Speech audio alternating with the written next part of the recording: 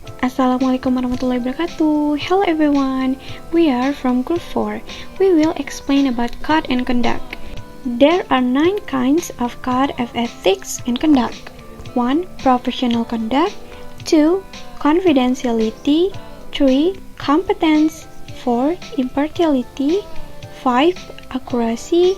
6. Clarity of role boundaries. 7. Maintaining professional relationship. 8. Professional development, and then 9. Professional solidarity. The material will be explained by SULIANTARI, YULIA RAMAIYANTI, and FINGKY MALAKIANO after this. Happy watching! Hi everyone, I'm SULIANTARI. I'm from group 4. I'm here as first speaker. Before this, you already learned about the definition and types of translation, the techniques of translation, and then the difficulties in translation. Now we will explain about translation code and conduct.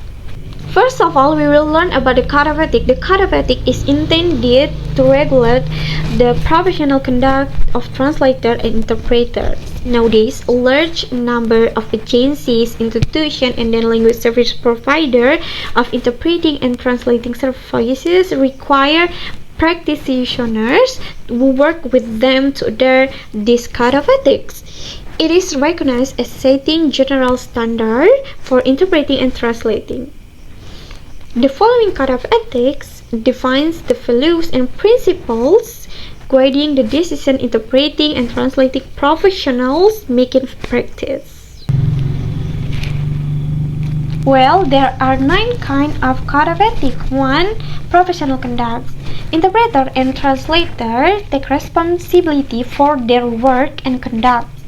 They are committed to providing quality service in a respectful and culturally sensitive manner, dealing honestly and fairly with other parties and colleagues, and dealing honestly in all business practices. They disclose any conflict of interest or any matter that may compromise their impartiality.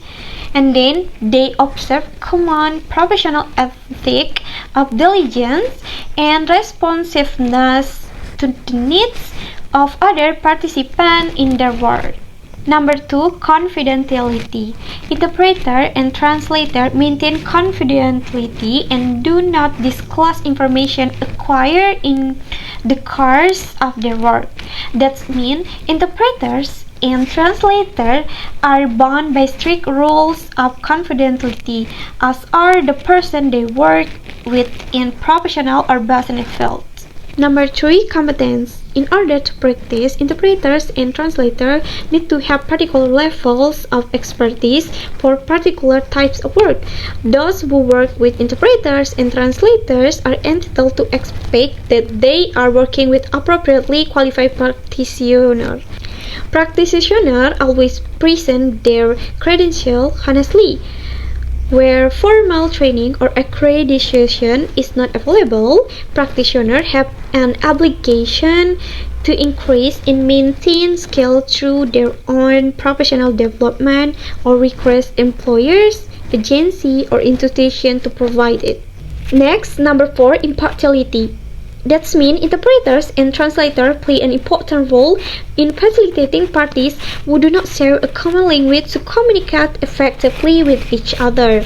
They aim to ensure that the full intent of communication is conveyed. Interpreters and translators are not responsible for what the parties communicate, only for complete and accurate transport of the message. They don't allow bias to influence their performance. Likewise, they do not soften, strengthen, or alter the message being conveyed.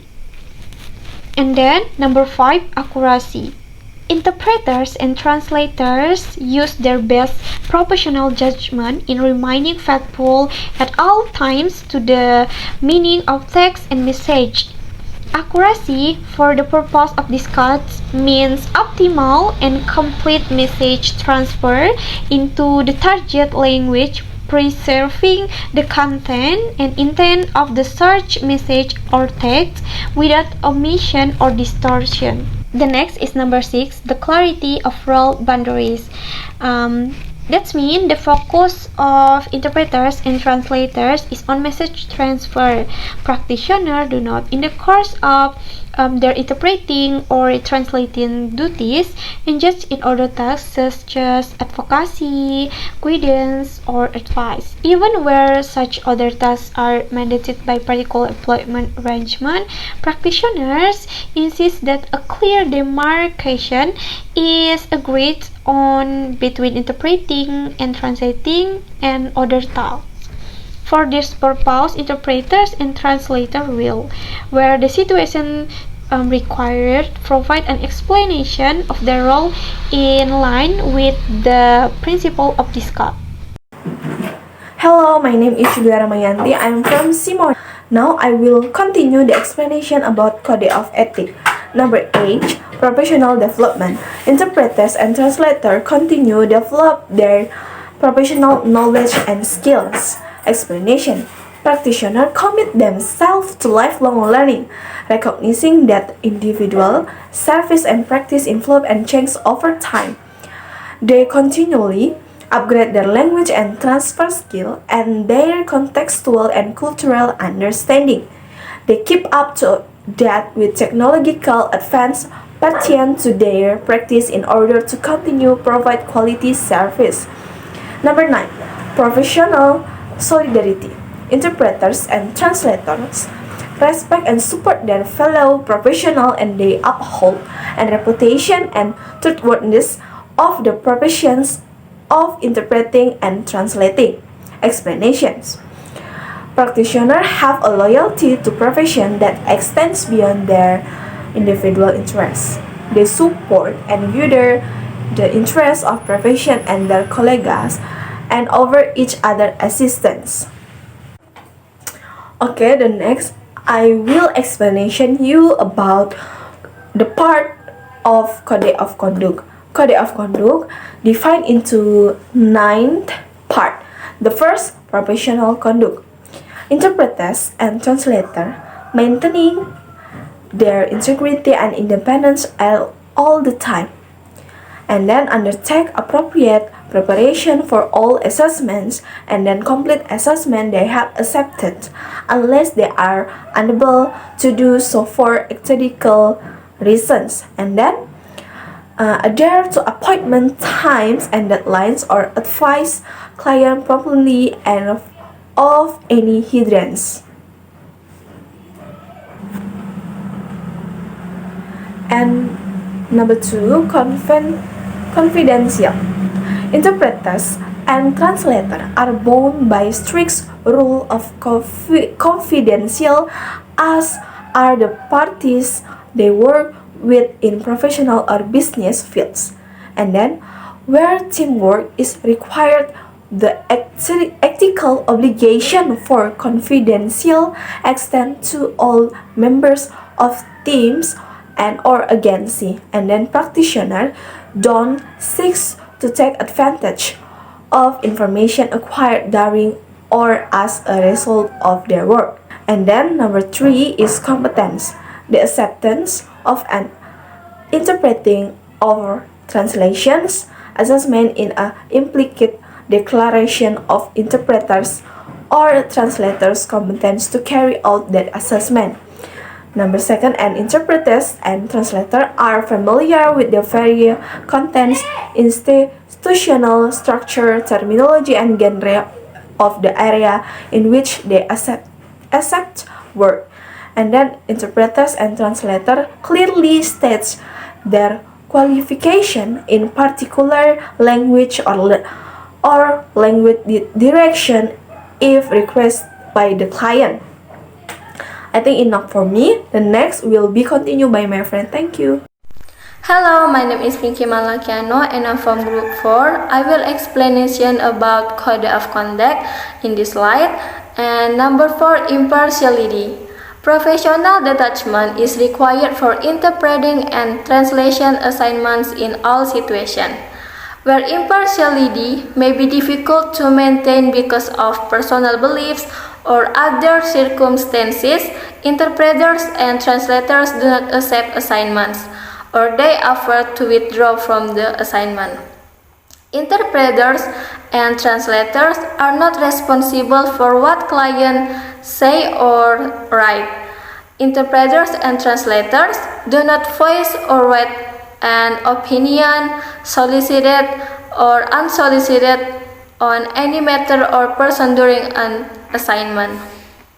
Interpreters and translators frankly disclose all conflicts or interests, example, in assignment for relatives or friends, and those affecting their employers. Interpreters and translators do not recommend to client any business, agency, process, substance, or material matters in which they have a personal or financial interest without fully disclosing this interest to the clients. Number 5. Accuracy. Interpreters and translators provide accurate renditions of the source, utterance, or text in the target language. Accurate is defined for this purpose as optimal and complete, without distortion or omission, and preserving the content and intent of the source of the text. Interpreters and translators do not alter, add to, or omit anything from the content and intent of the source message. Interpreters and translators acknowledge and promptly rectify an interpreting or translation mistakes. Interpreters and translators acknowledge and promptly rectify any interpreting or translation mistakes. Where circumstances permit, interpreters and translators ask for repetition, refreshing, or explanation if anything is unclear. Number 6. Clarity of role boundaries. Interpreters and translators do not, in the source of their interpreting or translation, that is, assume other roles such as offering advocacy, guidance, even where such other tasks are mandated. Example, by specific institutional requirements for employees. Interpreters and translators respect the professional boundaries of other participants involved in an assignment. Interpreters and translators draw attention to any situation where other parties misunderstand the interpreter or translator role or have inappropriate expectation. Interpreters and translators understand and help their client understand the difference between professional and professional interactions. Number 7. Maintaining professional relationships.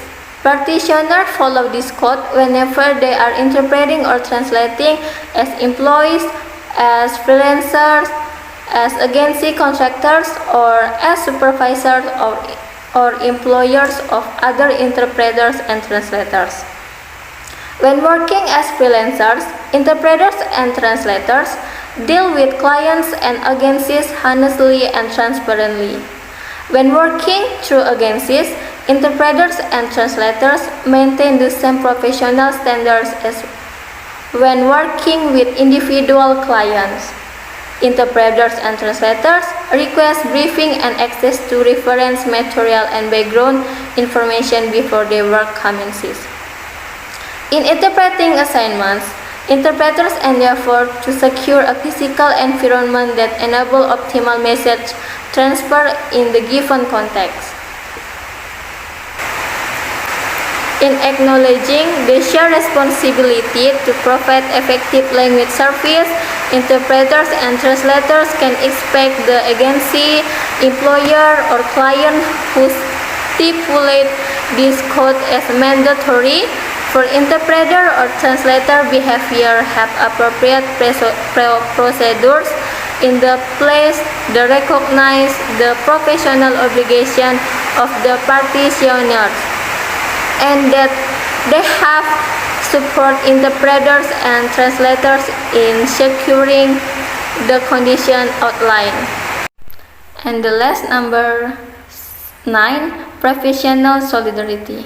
Interpreters and translators support and further the interests of the profession and their college and offer each other assistance. Interpreters and translators support and further the interests of the profession and their college and offer each other assistance. Interpreters and translators resolve any disputes with their interpreting and translating college in a cooperative, constructive, and professional manner. The list of number 9 NZSTI members refer any unresolved disputes with other NZSTI members to the National Council. The conclusive direction of the Council is binding on my members with the provision of appeal or review in the interest of natural justice. Thank you. Alright, that's all from us. Thank you for watching.